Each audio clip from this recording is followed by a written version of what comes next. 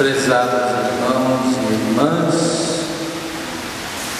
enquanto ouvia o relato da paixão que tem a profecia de Isaías como pano de fundo, aquele que não tinha beleza nem formosura, que foi tratado como um malfeitor, um marginal, nele estava toda a complacência de Deus. Eu gostaria de desenvolver esta meditação em torno do relato da paixão do Senhor em 3 pontos que considero centrais em toda esta narrativa. O primeiro, a humanidade continua a mesma de sempre. Se nós olharmos os motivos que levaram Jesus para a crucifixão e morte, nós vamos ver que as motivações religiosas e políticas se entrelaçam. A causa central da condenação do Senhor foi que ele se proclamava filho de Deus. E o monoteísmo judaico afirma a existência de um único Deus. Portanto, para os judeus, para os hebreus, era uma blasfêmia alguém se intitular filho de Deus. Alguém atribuir-se prerrogativas divinas. Essa é a motivação religiosa, que acaba numa outra de cunho político. Toda a omissão de Pilatos, para ficarmos bem sintéticos no raciocínio, e o jogo de empurra entre Pilatos e Herodes, ambos não tinham no que se apoiar para condenar Jesus à morte, não tinham.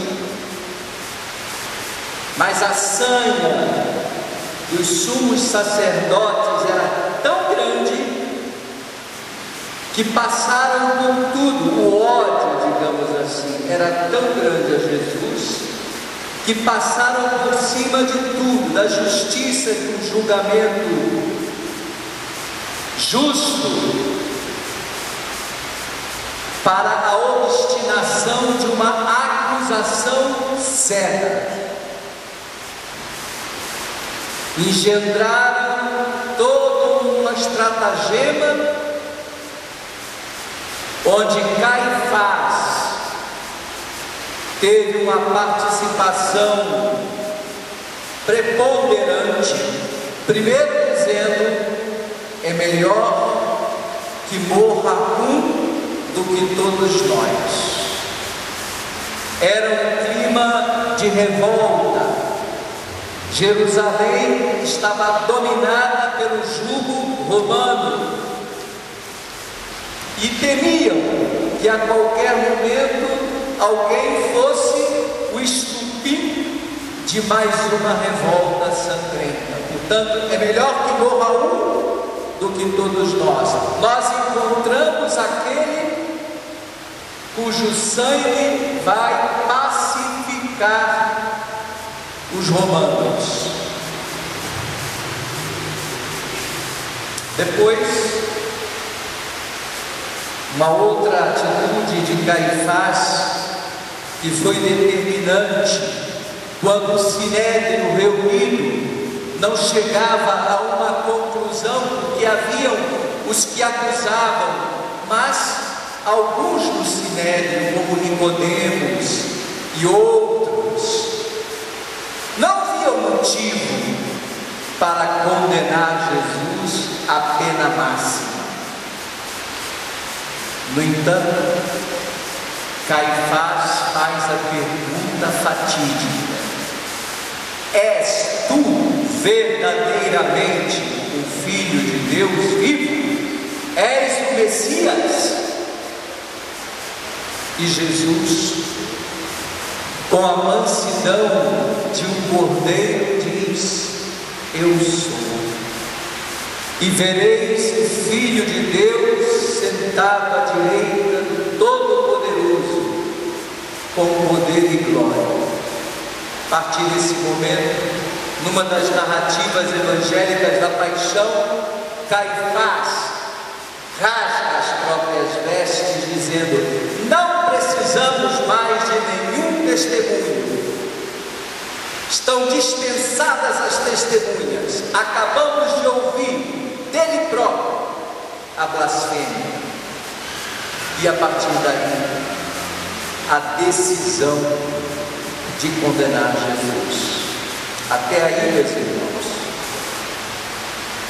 motivos religiosos. Só que os judeus não podiam condenar ninguém à morte. Vejam a hipocrisia até onde vai.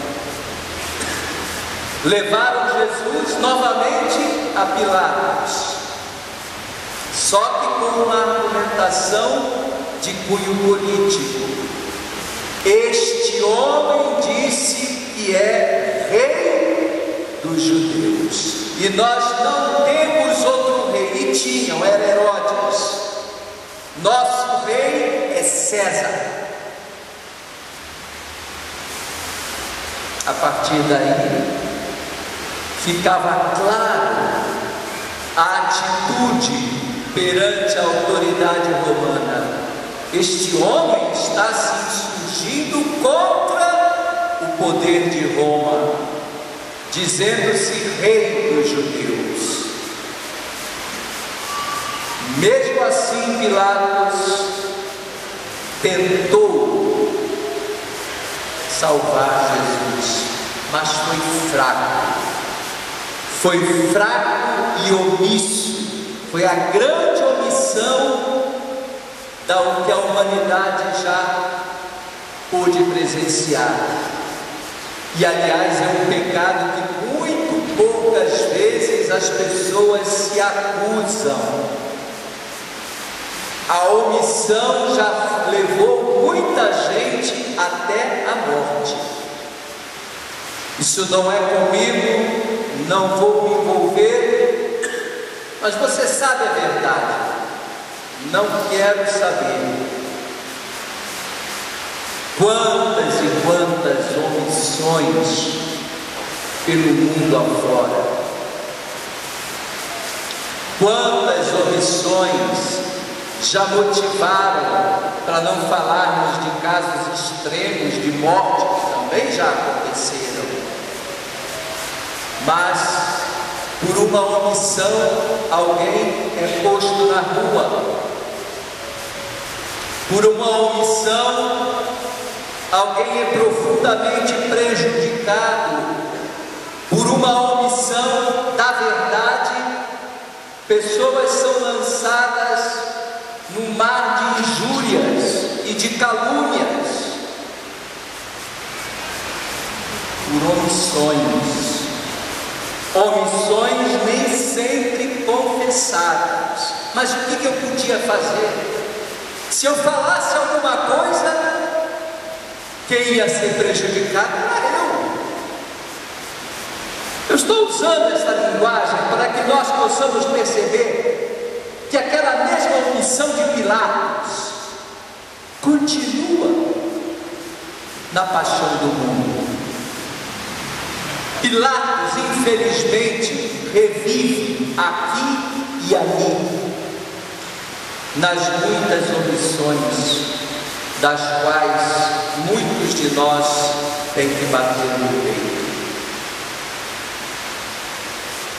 medo de se indispor com César fez com que aquele governador fraco e injusto, porque para aplacar os judeus, antes de crucificá-lo, mandou flagelá-lo cruelmente.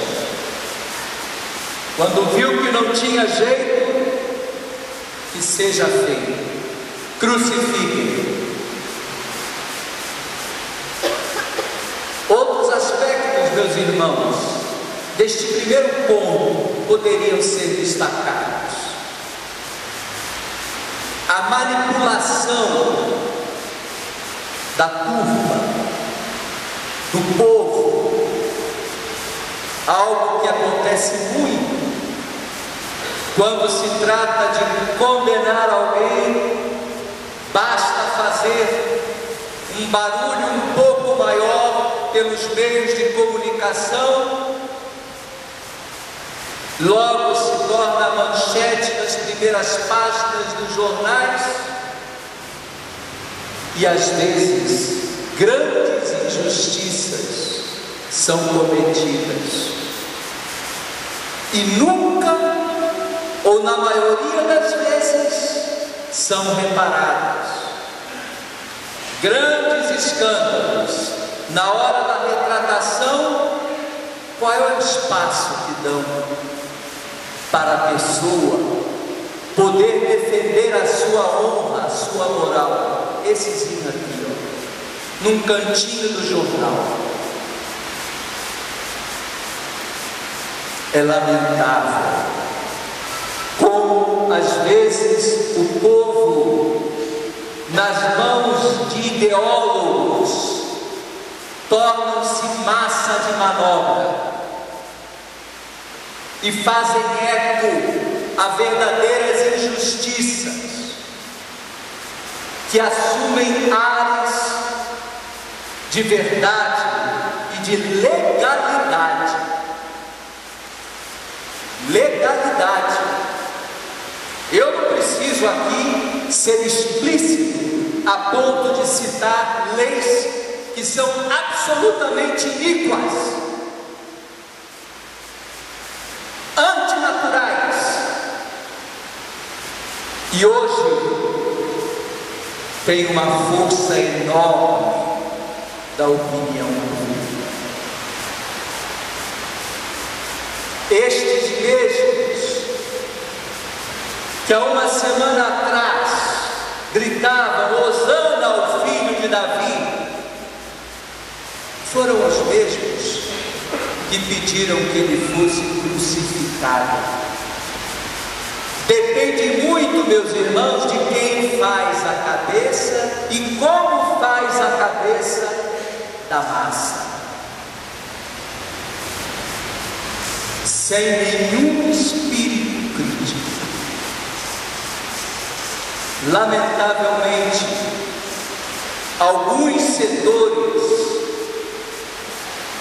principalmente da propaganda, trabalham muito bem com isso. Chegam mesmo a perguntar quantos a pessoa que contrata essas empresas, né?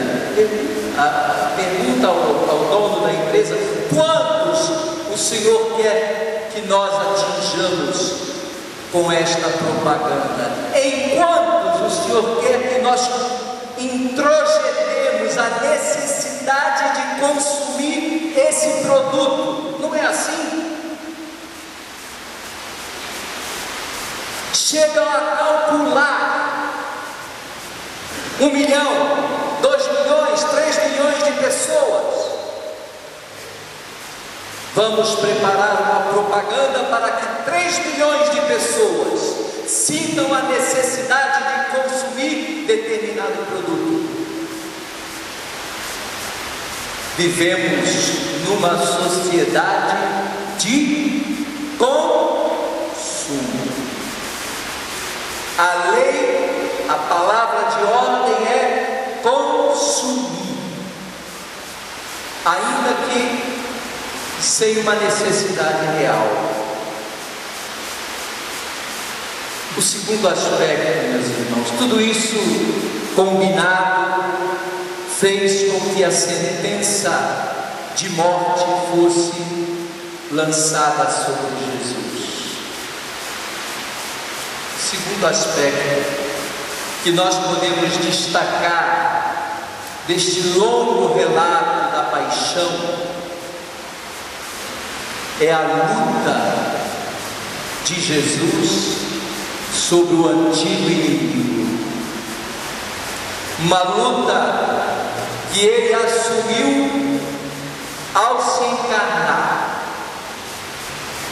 e viveu de forma mais recrudescida durante toda a sua vida pública,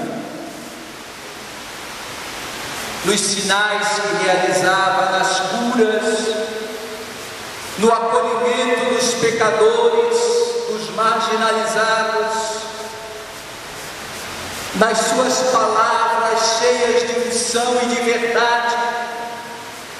Eu sou o caminho, a verdade e a vida. Ninguém vai ao Pai senão por mim.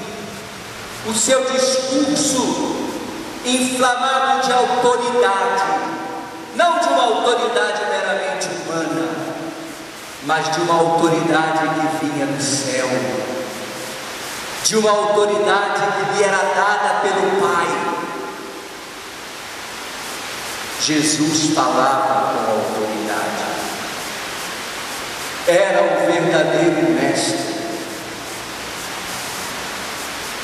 O seu combate era contra o antigo inimigo, que de uma forma mais violenta acontece no Horto das Oliveiras, quando nos relatos evangélicos vemos que Jesus suou sangue por quê?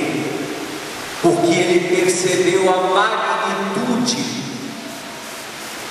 daquilo que o esperava, das consequências que o aguardavam por toda aquela opção de vida que ele fez pela salvação da humanidade. Na sua própria humanidade, ele haveria de resgatar o gênero humano. Como homem, ele fez o caminho inverso ao de Adão, que um dia estendeu a sua mão para a árvore do fruto proibido, para a árvore que o levou ao pecado. Jesus deixa-se pregar numa outra árvore, no madeiro da cruz, para com isso reparar a culpa dos nossos primeiros pais.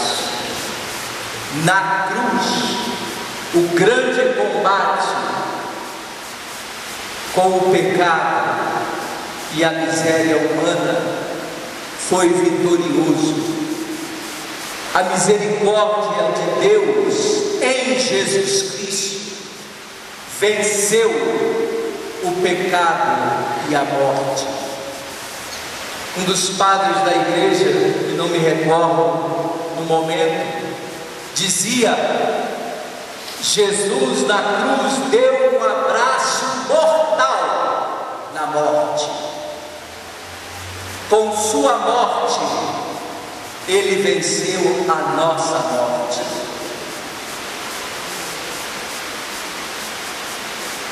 É impressionante ver como em toda a sequência de interrogatórios, nós não vemos um fracassado falando, não vemos um acovardado, um amedrontado, vemos um homem que é Senhor, um verdadeiro rei, alguém que diz: ninguém tira a minha vida, eu a entrego livremente.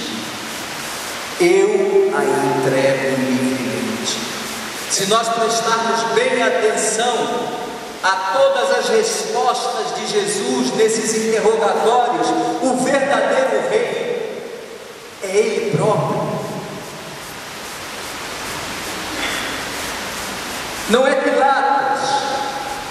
sente intrigado sobre a verdade.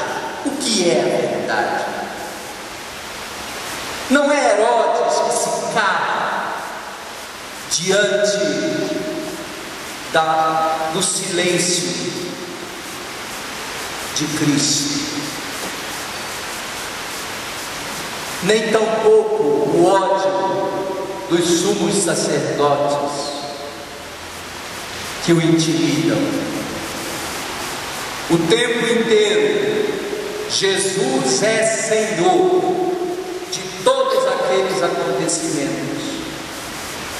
No caminho para o Calvário, já com a cruz nas costas, encontra-se com alguns que lacrimosos olhavam a sorte daquele homem que passou pela vida fazendo o bem.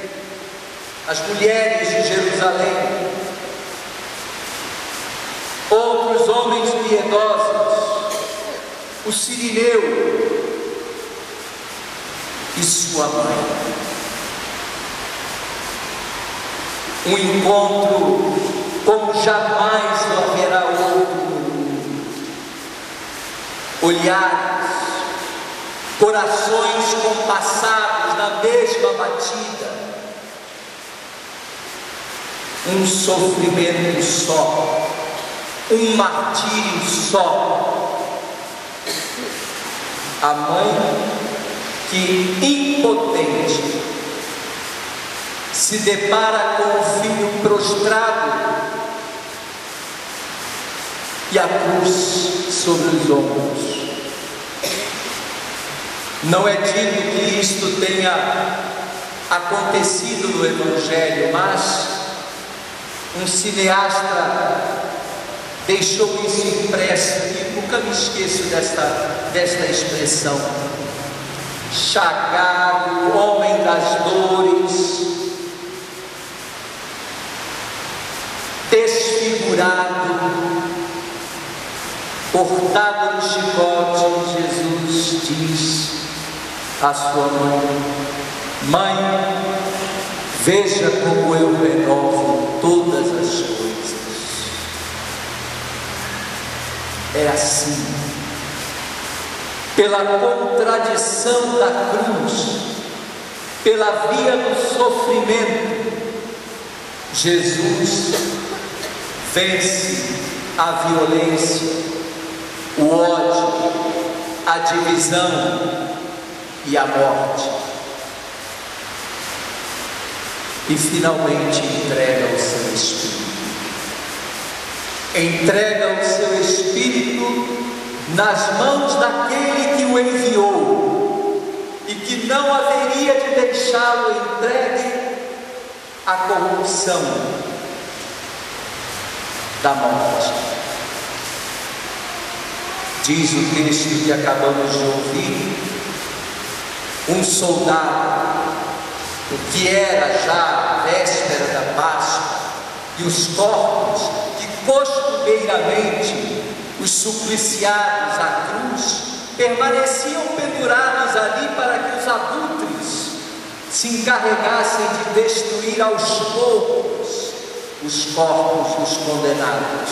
Mas era a véspera da Páscoa, eles não podiam permanecer na cruz.